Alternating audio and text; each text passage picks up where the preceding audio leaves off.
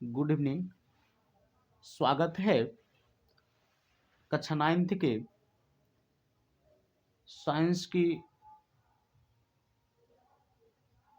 Biology से अध्याय 6 chapter उत्तक में। इसमें कुछ बहुविकल्पी प्रश्नों को लेकर के आए हैं। इसमें आप देख सकते हैं, पहला प्रश्न दिया है, विशेष कार्य करने वाले समान कोशिकाओं के समूह को क्या कहते हैं? विशेष प्रकार के कार्य करने वाले समान कोशिकाओं को क्या कहते हैं? उत्तक कहते हैं। क्या कहते हैं? उत्तक। तो 4 ऑप्शन दिए गए हैं, 4 इन ऑप्शनों में से कोई एक सही है। इस प्रश्न के अकॉर्डिंग देखा जाए तो क्या उसको कोशिका कहेंगे? नहीं, कोशिकाओं के समूह को क्या कहते हैं? उत्तक कहते हैं। इसलिए ऑप्शन बी क्या हो जाएगा? सही हो जाएगा।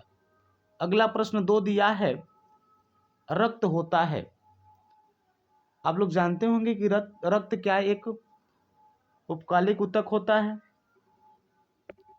क्या एक रेशेदार उत्तक होता है? क्या उपयुक्त सभी? नहीं, इसमें तो उपयुक्त सभी नहीं होगा, लेकिन रक्त एक संयोजी उत्तक होता है। क्या होता है? रक्त एक संयोजी उत्तक होता है। अगला प्रश्न 3 दिया है, निम्नलिखित में से कौन सा एक संयोजी उत्तक नहीं है? तो इसमें देखेंगे, पहला दिया है अस्थि। अस्थि एक प्रकार का जो हड्डी होता है, हड्डी एक संयोजी उत्तक होता है। रक्त भी संयोजी उत्तक होता है। उसके बाद उपास्थि भी एक प्रकार का संयोजी उत्तक होता है, लेकिन इसमें कंकाल पेशी होता है, ये पेशीय उत्तक होता है, संयोजी उत्तक नहीं होता है। इसलिए प्रश्न के अकॉर्डिंग ये ऑप्शन डी सही हो जाएगा। अगला प्रश्न है, मांसपेशी। मांसपेशियों को हड्डी से जोड़ने वाले उत्तक कौन सा है? तो मांसपेशियों को हड्डी से जोड़ने वाले उत्तक टेंडन होता है। कौन होता है? टेंडन। इसलिए ऑप्शन सी सही हो जाएगा। कौन सा सही हो जाएगा? ऑप्शन सी सही हो जाएगा। प्रश्न 5 दिया है, दिए गए चित्र में पौधों में विभाजोत्तक की स्थिति दिखाई गई है। इस चित्र में ए बी सी का नामांकन निम्न है। इसमें ए बी सी का नामांकन अलग अलग है।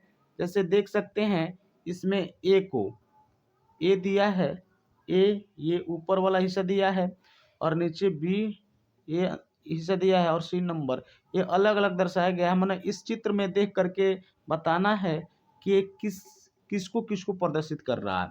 तो इसमें ऑप्शन है, शीर्ष विभाजोत्तक कहते हैं, पार्श्व शीर्ष विभाजोत्तक कहते हैं, क्या अंतर्वृष्टि विभाजोत्तक कहते हैं। इस प्रश्न के अकॉर्डिंग कौन सा ऑप्शन ए सही हो जाएगा? कौन सा सही हो जाएगा?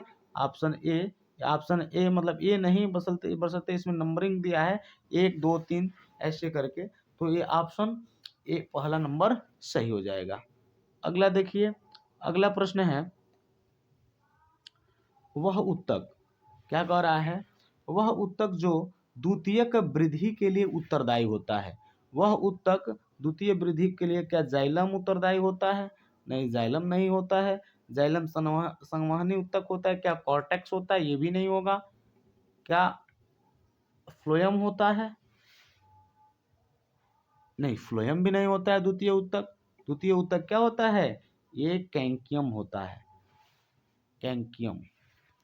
अगला देखिए, अगला प्रश्न है, एक वृक्ष के आयु पता किसके द्वारा लगाया जा सकता है?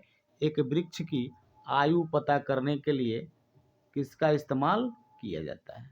तो इसके बारे में जानने के लिए सबसे पहले इसमें 4 ऑप्शन दिए हैं, चारों ऑप्शनों के बारे में देखेंगे।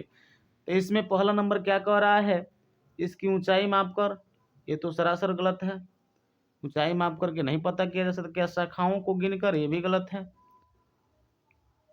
आयु मापने का कोई तरीका नहीं होता। वास्तव में तरीका तो होता है, लेकिन ये सही नहीं होगा।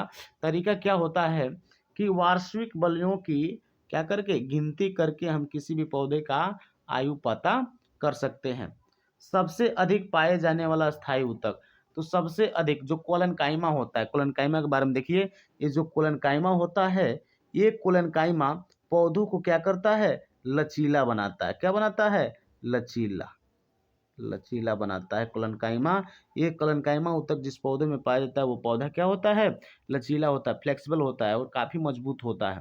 जब भी हवाएं चलती हैं तो क्या करता है, लचकदार, अपने तनाव को लचकदार रखता है। हवाएं चलती हैं तो नीचे झुक जाता है और फिर ऊपर क्या हो जाता है, हवा बंद हो जाता है तो सही सीधा खड़ा हो जाता है। ये कोलेनकाइमा ऊतक के कारण ही होता है। उसके बाद देखिए दूसरा ऑप्शन बी दिया है, स्क्लेरेंकाइमा। स्क्लेरेंकाइमा जो होता है ना, ये नारियल के, नारियल, नारियल आप खाते हैं ना, नारियल के, नारियल के सबसे जो ऊपर वाला लेयर होता है उसी में स्क्लेरेंकाइमा पाया जाता है। और ये मजबूत ऊतक होता है, काफ़ी मजबूत होता है। आप जानते होंगे कि नारियल का जो छिलका होता है कितना मजबूत होता है। उसके बाद ये अगला दिया है पैरेन्काइमा। ये पैरेन्काइमा जो होता है ना, पैरेन्काइमा ऊतक, ऊतक के किसी भी पौधों के पौधों में सबसे अधिक मात्रा में पाया जाने वाला ऊतक है, ये पैरेन्काइमा होता है। ये पैरेन्काइमा में जब हवा भर जाता है, क्या भर जाता है, हवा, तो इसी को पैरेन्काइमा को हम एरेन्काइमा के नाम से जानते हैं। किसके नाम से, एरेन्काइमा के नाम से, एरेन्काइमा के नाम से जानते हैं।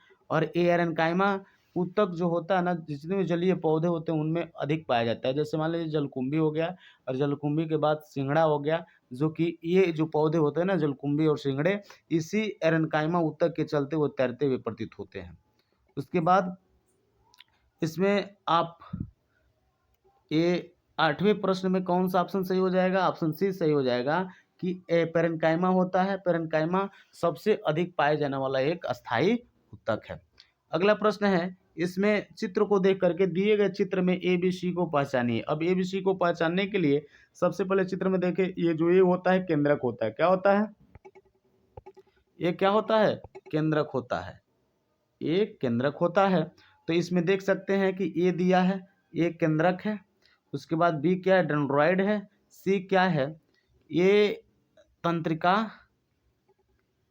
इसमें ऑप्शन के अनुसार देखा जाए, ए केंद्रक है, बी डेंड्राइड है और सी तंत्रिका काच है।